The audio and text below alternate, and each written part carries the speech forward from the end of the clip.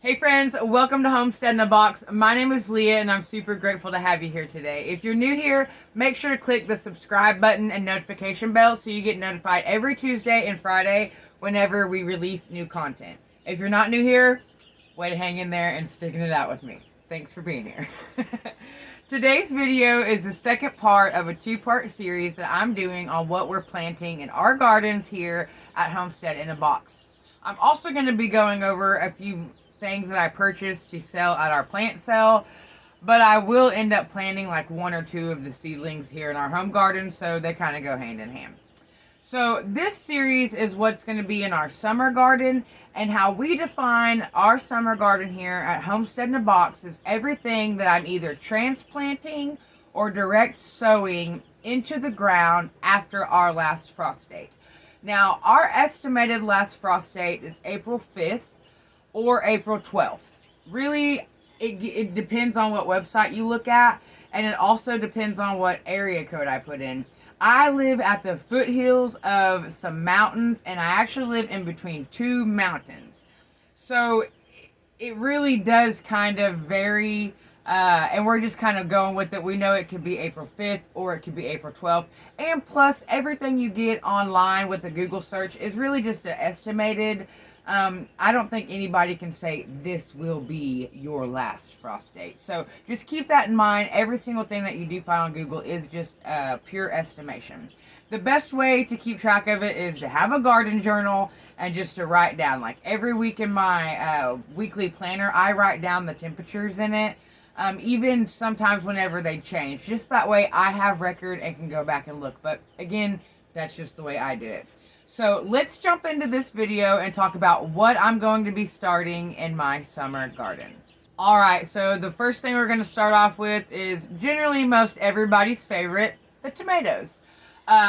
Total transparency, I did not care for tomatoes my whole entire life growing up. My mother doesn't like tomatoes.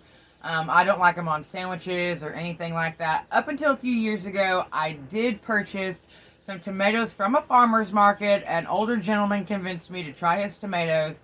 I purchased it. It was almost like a 2-pound tomato, and it was so delicious. And so I started giving garden tomatoes a chance, and I like garden tomatoes. I still order my sandwiches with no tomatoes whenever we go out to places because they're just not homegrown tomatoes. So some of the tomatoes that I started, and I will put a better picture up here in case you can't see because of the lighting. We do have grow lights going for everything.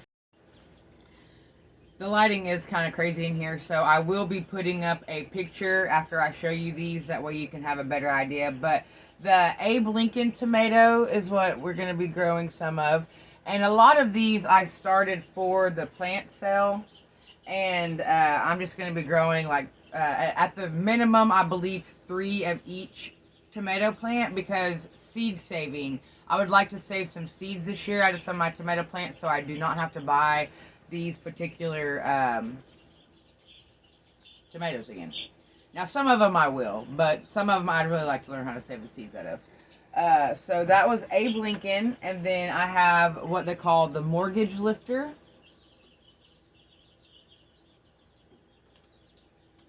And these are slicer tomatoes.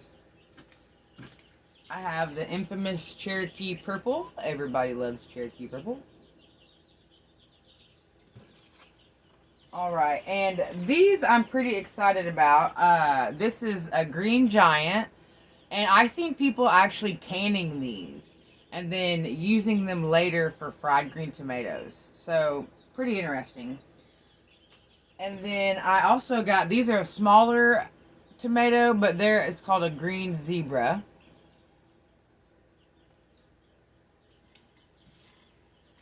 Alright. And I got, this is called a big rainbow. Most of the tomatoes, this can get up to 2 pounds. I'm super excited about it. A lot of the tomato varieties that I purchased for reasons. My overall goal for our garden this year is to preserve as much food as possible, which means making my own diced tomatoes, crushed tomatoes, spaghetti sauce, ketchup, things like that. And each of these variety of tomatoes kind of brings something along with it. So I did do a little bit of research on tomatoes, and I did get carried away, to be honest with you, on the amount of different varieties. I also got this white tomaso, and also I have the great white tomato.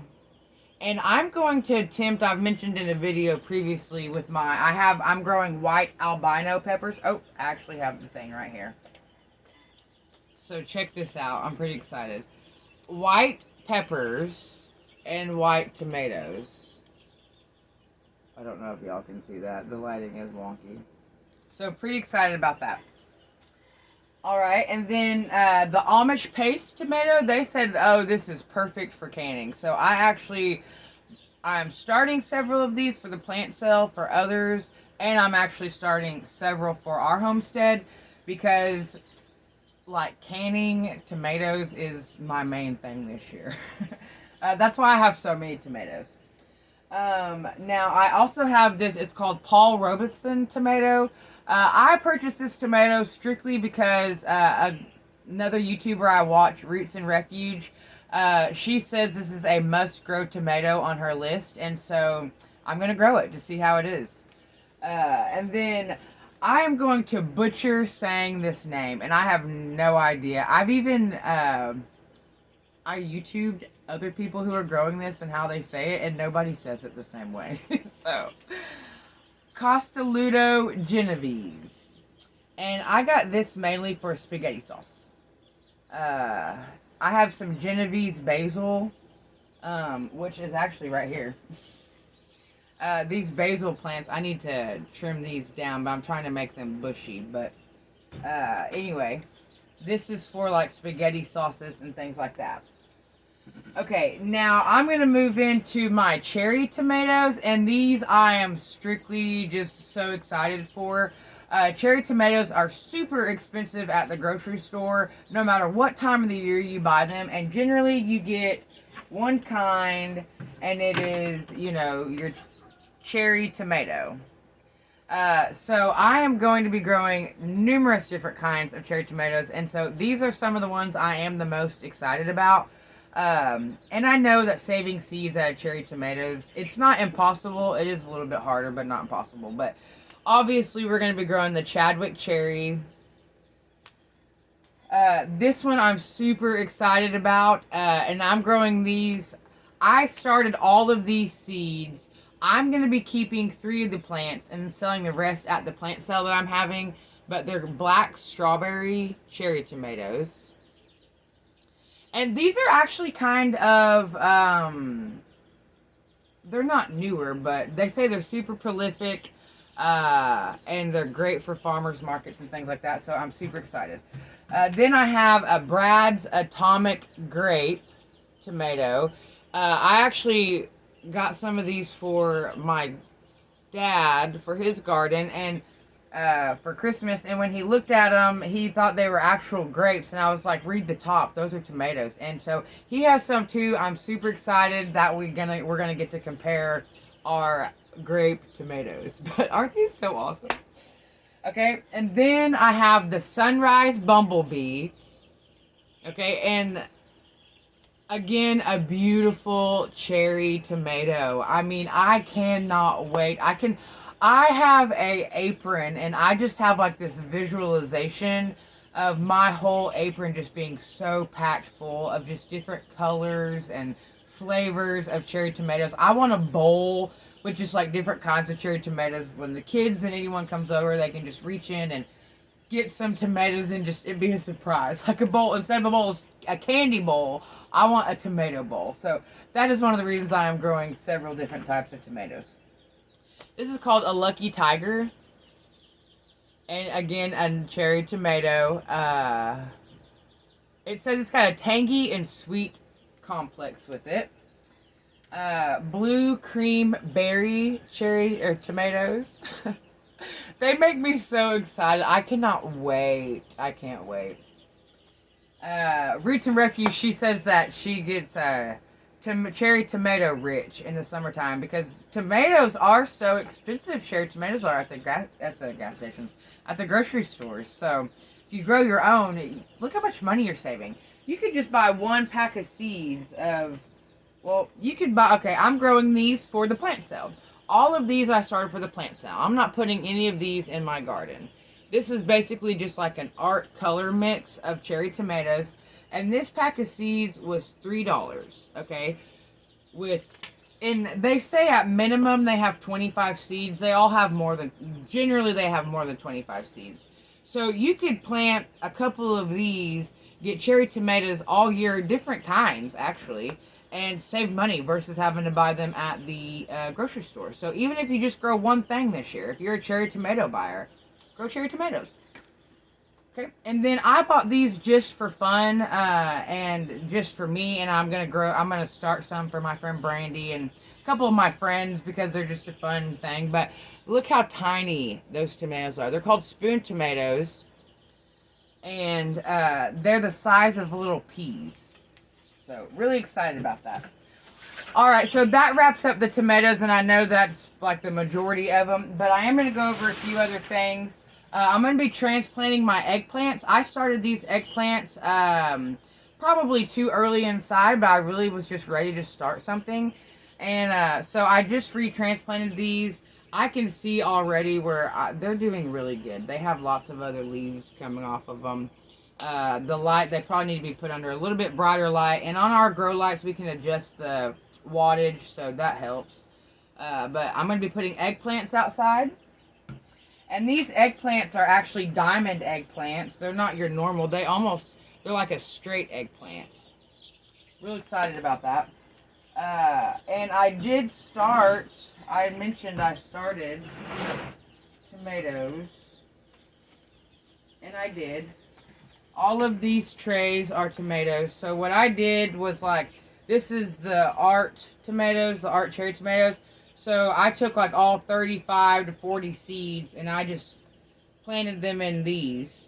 And once they come up, then I'll transplant them. But here are some of my tomatoes that I've started. Alright, and now my husband is not a huge pickle fan. And I do like pickles. Mainly I like pickle juice more than anything. But I do like pickles. And so I did buy some Boston pickling cucumbers. And I also have just straight cucumbers to pickle. And then I've got some straight neck yellow squash. And I've got some zucchini black beauties. And something I'm really excited about and something I learned was there's two types of squash. You have a summer squash and a winter squash. And for me, honestly, I thought, oh, well, maybe you grow the winter squash in the winter, but that's not the case.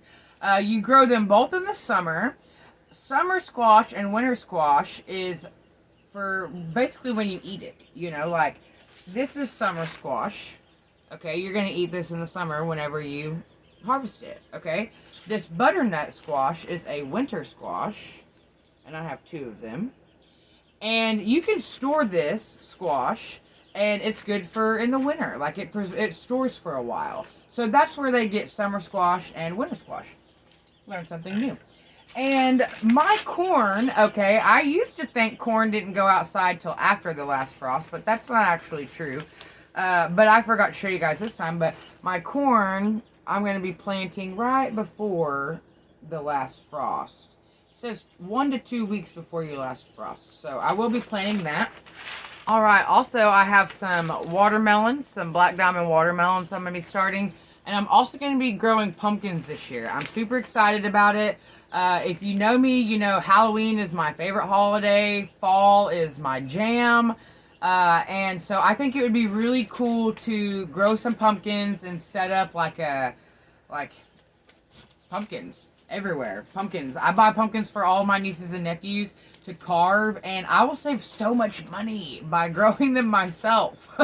So I am going to grow some pumpkins. I am sure there are other things. Oh, okra. Okra. I was going to show you guys my okra that I'm growing. Let me find it. Okay. And now my friend Brandy saved some. Well, I went to her house and hiked some okra from her last year and saved some of those seeds. But it was Clemson spineless, same as this. So I'm going to start some of these. And then I got this Jing orange okra. Y'all ever had orange okra? If so, comment below. Let me know any recipes that you've used it for, what it tastes like. And then anybody from Alabama, I got some Alabama red okra. And again, if you know anything about it, drop some in the comment. I've never grown okra. I used to help my dad pick okra, and his okra was huge, and he got a ton of okra. So that is what I am planting in my summer garden. I'm super excited to take the time and show you guys.